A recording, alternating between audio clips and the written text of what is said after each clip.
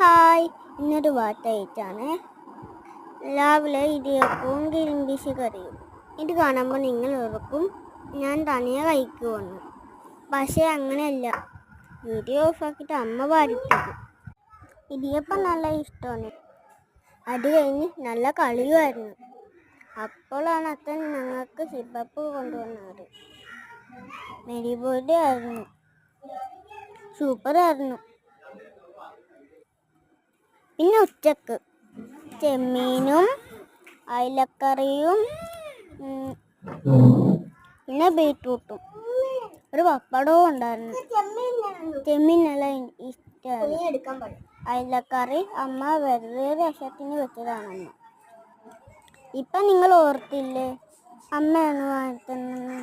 ഈ ചോറ് ഞാൻ തനിയെ മുഴുവനും കഴിച്ചത്. പിന്നെയുള്ള വീഡിയോ ഒന്നും എടുക്കാൻ പറ്റി.